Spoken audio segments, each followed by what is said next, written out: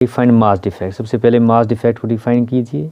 तो मास डिफेक्ट क्या होता है आपको पता है, आपका ये जो न्यूक्लियस होता है, न्यूक्लियस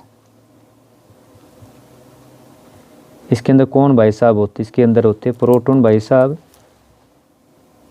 और न्यूट्रॉन भाई साहब रहते हैं, न्यूट्रॉन भाई साहब दोनों रहते हैं। तो मास डिफेक्ट क्या है, the difference between the rest mass of nucleus, ये जो न्यूक्लियस है इसका रेस्ट मास और sum of masses of nucleus composing of proton and neutrons. इसको न्यूक्लियन भी कह सकते हैं, कंबाइंड वर्ड क्या है न्यूक्लियन। अगर आप मान लो इसको ना लिखें तो लिख सकते हैं difference between rest mass of nucleus and nucleons is known as mass defect. Difference यानी आपको मेन देखा जाए ये आपका क्या है डिफरेंस है, difference between the rest mass of nucleus and the masses of sum of the masses of nucleus composing a nucleus, जिसके अंदर प्रोटॉन न्यूट्रॉन, इसको बोलते हैं मास डिफेक्ट। तो यहाँ पे क्या है, इस पूरे न्यूक्लियस का जो एक्सपेरिमेंटली जो मास होता है रेस्ट मास और इसके अंदर जो संख्या प्रोटॉन न्यूट्रॉन इनका जो कंबाइंड मास, इसके डिफरेंस को क्या बोलते हैं मास डिफेक्ट कहते हैं। और मास डिफेक्ट का जो सिंबल हम दिखाते हैं डेल एम से लेते हैं, डेल एम।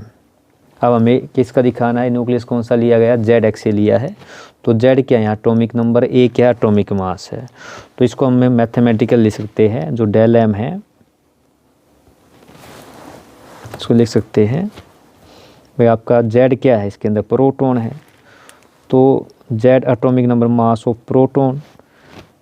अब न्यूट्रॉन कैसे निकालते हैं, एटॉमिक मास से क्या घटाते हैं आप एटॉमिक नंबर को घटाते हैं, तो एटॉमिक नंबर ये हो गया, इसके अंदर ये क्या हो गया मास ऑफ न्यूट्रॉन हो गया और साथ में माइनस। अब माइनस क्या करेंगे, जो मैथमेटिक दिखाना अभी ये तो ये आपका टोटल मास हमने क्या मान लिया, ये मास बड़ा एम लिया है, कंपोजिंग जो मास है न्यूट्रॉन प्रोटॉन का या आप ले सकते, ठीक है।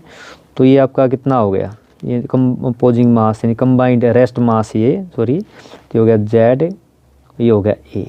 तो ये मैथमेटिकल लिख दिया मैंने। तो मास डिफेक्ट क्या होगा भाई, प्रोटॉन कितने थे जेड थे, तो मास जेड प्रोटॉन जो संख्या उसका मास घटा जमा में mass of neutron M N का एक सिंगल न्यूट्रॉन का है, इस तरह से।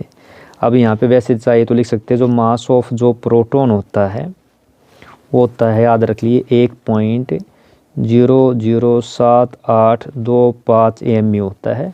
और जो मास ऑफ न्यूट्रॉन होता है, एक मास ऑफ न्यूट्रॉन होता है 1.008665। इसको मापते किसके अंदर है, AMU में मापते हैं। बस आपको ये सिंपल 3 नंबर में लिखना था। तो यहाँ पे जो मैंने P प्रोटॉन एंड न्यूट्रॉन, ये बर्थडे वाला जो है आपका रेस्ट मास ऑफ न्यूक्लियस लिया है। अब इसके बाद सेकंड की आपको बाइंडिंग एनर्जी डिफाइन करना था, बाइंडिंग एनर्जी। तो बाइंडिंग एनर्जी क्या है, energy required to break up a nucleus into its constituent.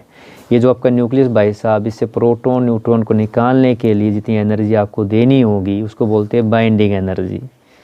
तो इसका भी आपको क्या है इसी की फॉर्म में लिखेंगे। तो बाइंडिंग एनर्जी जो होती है, बाइंडिंग एनर्जी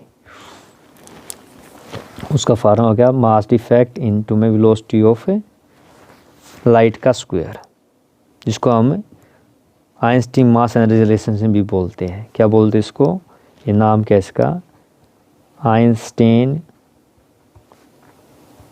मास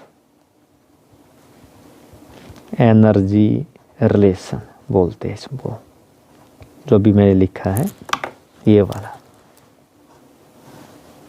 इसको भी इस फॉर्म में लिखना था। तो इस फॉर्म में कैसे लिखेंगे, जो पीछे ऊपर बिल्कुल सेम है भाई आपका जो एनर्जी है बाइंडिंग एनर्जी। मास डिफेक्ट को ऊपर कैसे लिखा है भाई आपका Z mass of proton, atomic mass ये घटाइए, ये आगे नंबर ऑफ न्यूट्रॉन, तो मास ऑफ न्यूट्रॉन ब्रैकेट बंद और माइनस में क्या था इसका mass of rest mass of nucleus. इसको कम बंद कर देते ब्रैकेट के अंदर और बाहर क्या आ गया आपका सी square.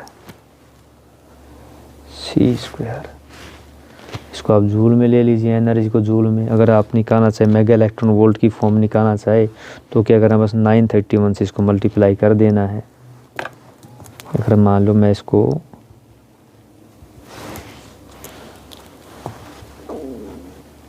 Z M P A minus Z M N